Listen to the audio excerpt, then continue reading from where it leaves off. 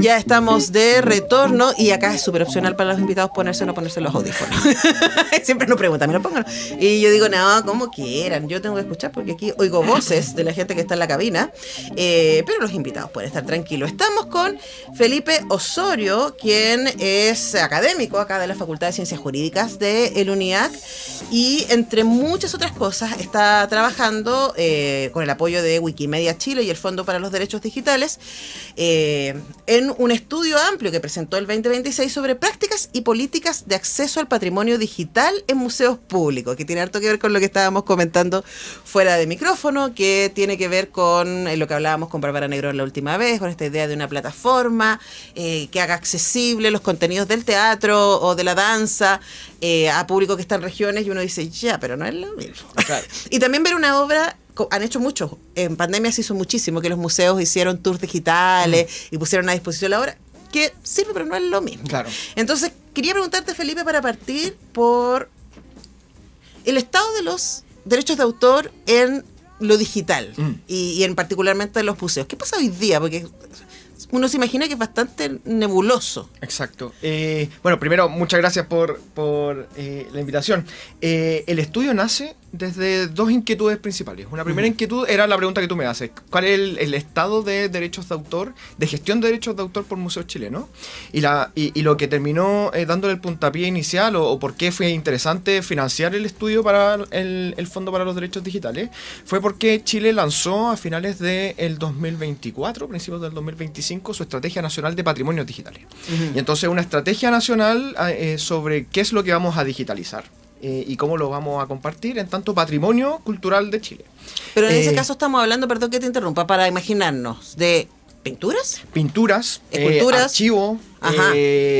Se pone, porque hay patrimonios digitales nativos digitales y hay patrimonios digitales digitalizados. Y entonces uno puede pensar en una escultura digitalizada. Esa digitalización es un patrimonio digital, pero esta misma grabación que queda digitalizada en YouTube, por ejemplo, es parte del patrimonio también, ¿cierto? Patrimonio audiovisual del país, por ejemplo. Claro, entonces también de la universidad. En la misma categoría, patrimonio digital. Y entonces, esta es una estrategia nacional que nos decía, bueno, esta es la prioridad del Estado y nosotros queremos dar acceso al público a los patrimonios digitales. Y entonces el estudio lo que hace es ver, bueno, de qué manera los derechos de autor, la ley de derechos de autor permite o limita esta posibilidad de entregar al público de manera fácil contenido digital.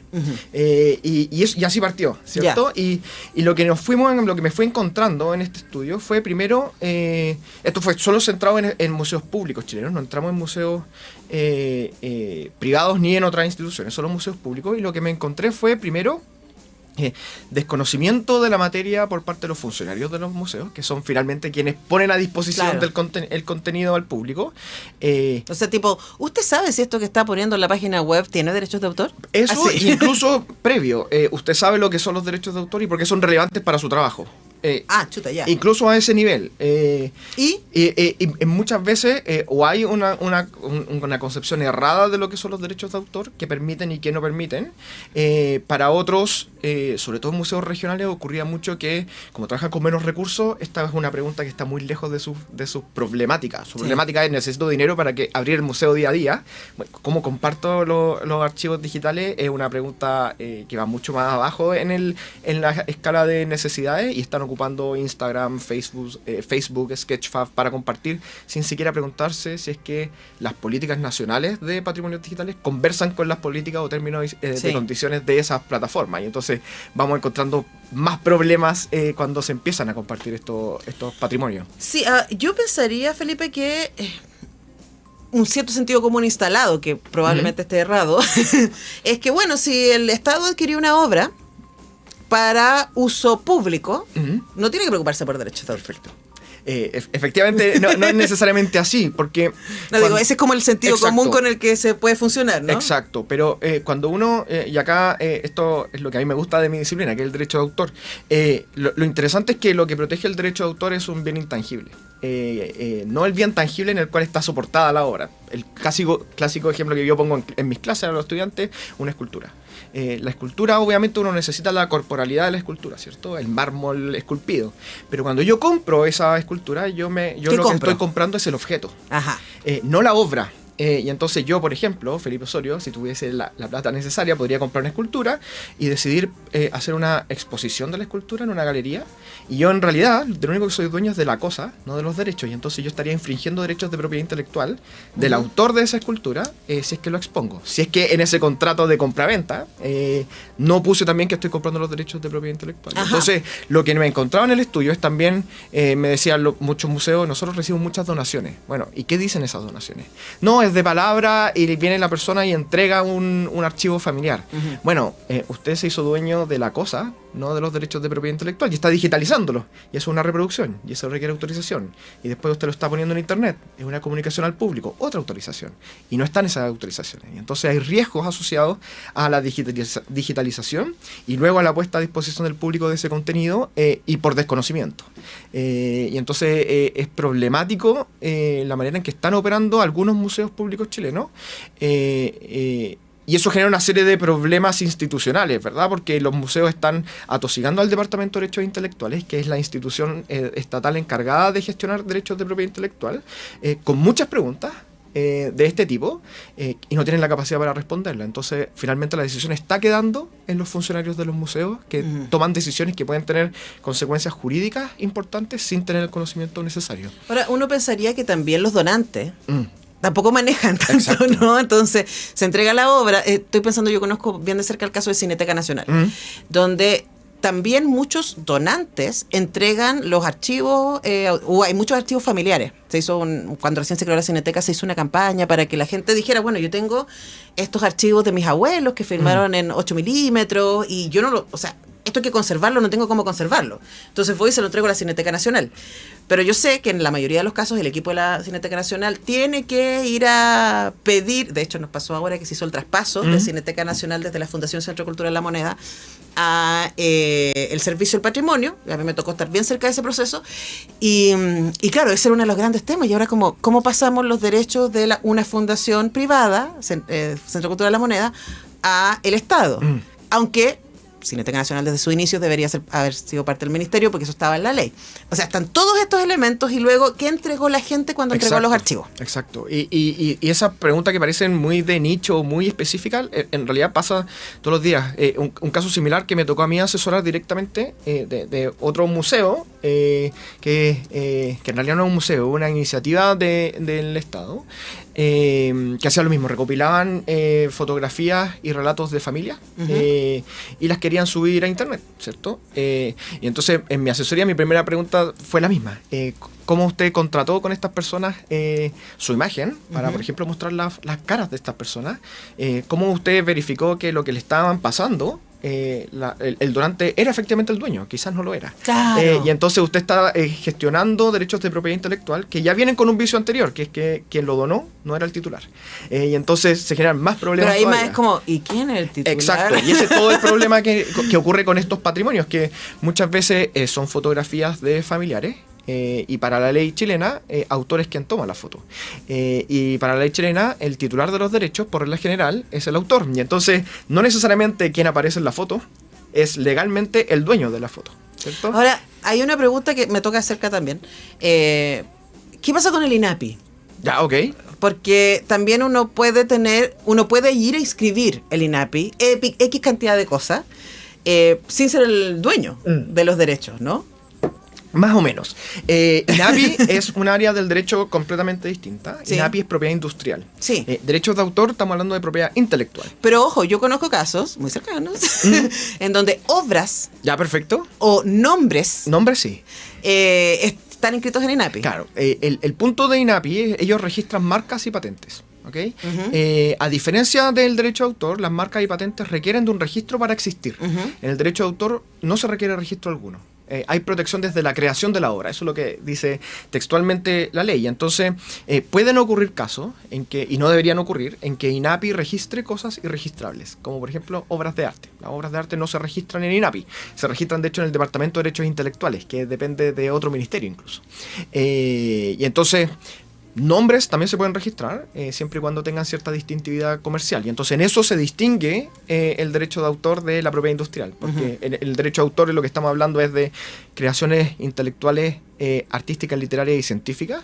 Y en propiedad industrial estamos hablando de invenciones, en caso de patentes, o marcas comerciales capaces de distinguir a un proveedor en el público. Y entonces cuando nosotros decimos yo compro determinada marca, es porque yo sé que esa marca tiene un prestigio o que el producto tiene ciertas calidades.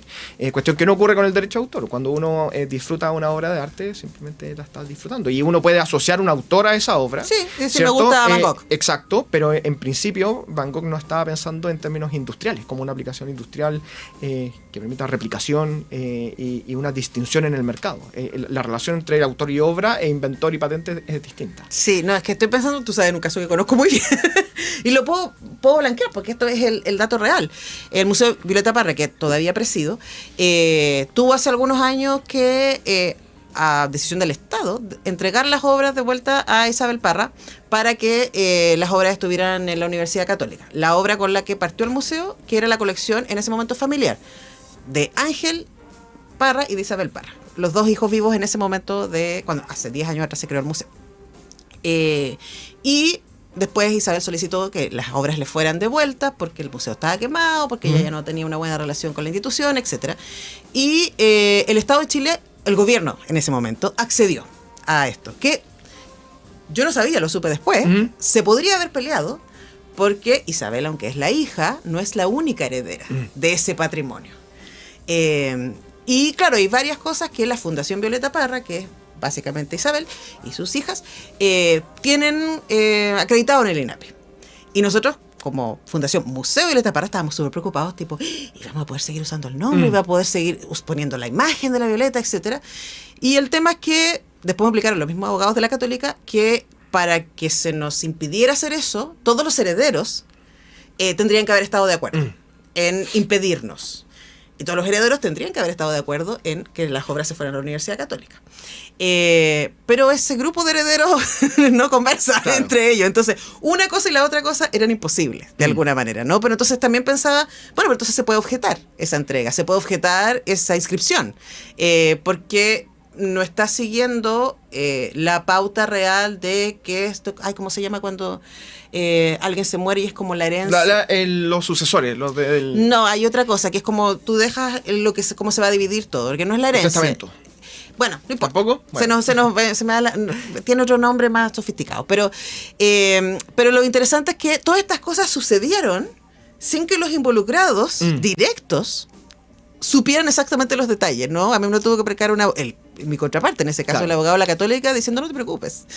Y yo así como, ok, podemos seguir, corte. 2 años y medio después, ahí está reabierto el Museo Violeta Parra con obras de la Violeta, etcétera. Entonces, en este caso específico, se separaron los bienes, pero por ejemplo, y los derechos de autor, ¿dónde están? Exacto. Y eso muestra la distinción que tiene la disciplina. Caso real. Sí, y eso muestra la distinción de la disciplina, porque sin conocer los pormenores legales del caso, ¿verdad? Simplemente con el relato. Probablemente la familia o quien quiera y que tenga cierta titularidad sobre los objetos, efectivamente puede reclamar el objeto de vuelta, ¿cierto? Y si pero la otra parte de la familia... Si está toda la sucesión de acuerdo... Esa es la palabra, sucesión. Si está toda la sucesión de acuerdo, pueden pedirlo de vuelta, no hay ningún problema. Si es que no, tendrán una disputa legal entre ellos, quien ejerce los derechos a favor de la sucesión. Claro, pero la sucesión dice... entre todos los herederos. Ya, perfecto, ok. Entonces ahí tienen un problema interno, pero sí, el punto es que no necesariamente la sucesión también son los titulares de los derechos patrimoniales sobre la obra de Violeta Parra. Y entonces, y eso hay que revisarlo, ¿cierto? Porque, por ejemplo, no sé, me imagino... Pero de nuevo, entonces tú puedes recibir la obra... Uno puede recibir el objeto, claro, ¿okay? Que es, por ejemplo, un disco. Sí. De Violeta Parra. O una arpillera. Exacto. Pero ese disco o esa obra, Violeta Parra pudo haber en vida celebrado un contrato en el que cedía derechos de propiedad intelectual patrimoniales. Y entonces Violeta Parra ya no era la titular de los derechos, sino que era este tercero. La universidad... O quien sea. Podría haber sido, por ejemplo, una disquera. Que celebraron un contrato de producción de un disco. No se sabe, también hubo una polémica con eso. Probablemente. Ocurre habitualmente porque también lo que me encontré en el estudio, pero también en el ejercicio profesional, es que por regla general, casi siempre ocurre que los artistas, cuando comienzan sus carreras, tampoco se preocupan de formalizar o de entender también cómo funciona el sistema, y entonces entran en relaciones contractuales, donde probablemente están cediendo más derechos de los que quieren, y luego cuando son famosos, están ganando mucha plata, se dan cuenta que no son dueños de sus propias obras. Taylor Swift. Exacto. El caso de Taylor Swift es paradigmático, porque ella cedió sus derechos patrimoniales de autor, pero mantuvo siempre los derechos morales. Los derechos morales de autor son siempre del autor.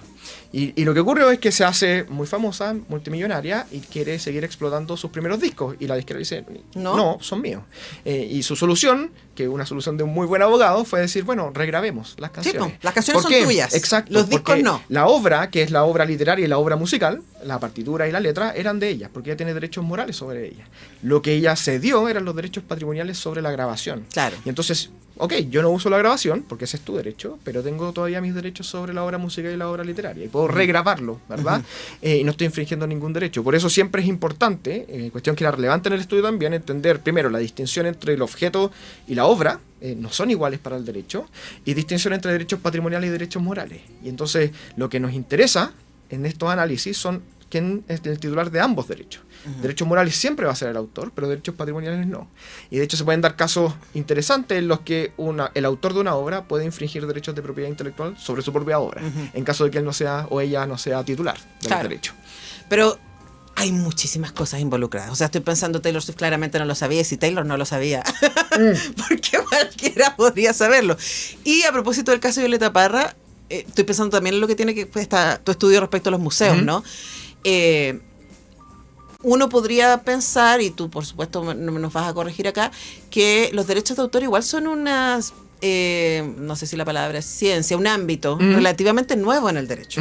Entonces estoy pensando, creo que la Violeta haya, o sea, toda esa generación, estoy pensando en la generación de los 60, de los 70, los músicos populares.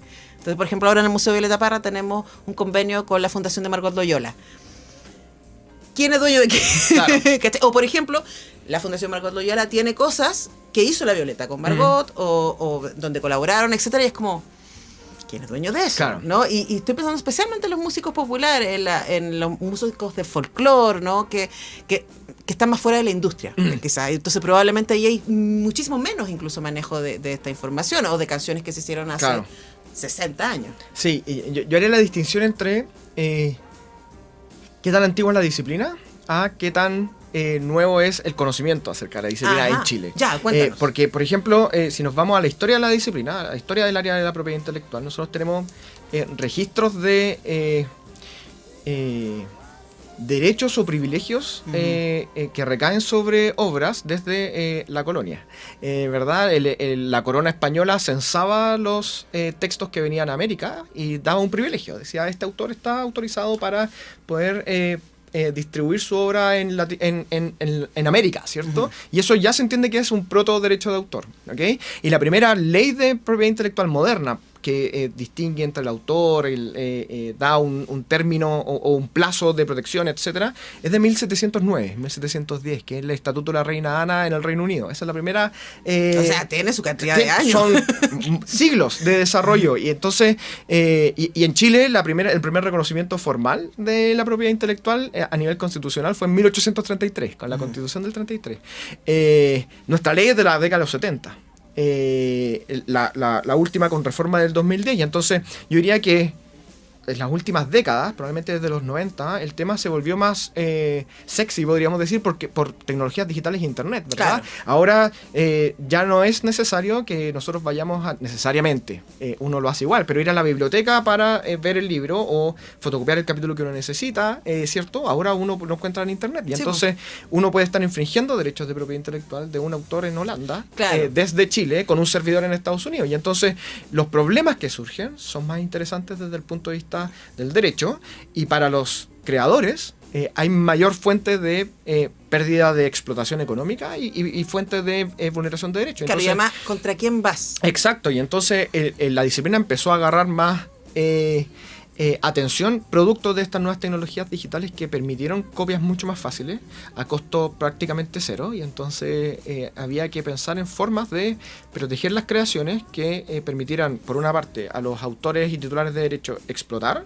sus creaciones, es decir, una idea de incentivo a la creación, pero también al público, a todos nosotros, a poder acceder a esas creaciones, porque es parte de nuestro desarrollo como cultura y sociedad tener acceso a esas y un derecho. Creaciones. Exactamente. Ambos son derechos humanos reconocidos en tratados internacionales, ambos se encuentran como derechos fundamentales en la Constitución, el acceso y la protección, y entonces ahí está el balance que nosotros los abogados y los legisladores sobre todo deberían estar buscando al momento de legislar sobre derechos de autor. Pero para concluir, porque me pasé escandalosamente con el tiempo, se sabe muy poco. Incluso en las instituciones estatales se sabe muy poco. Vamos a volver a invitarte, Felipe, porque abrimos una caja de Pandora. Súper, feliz.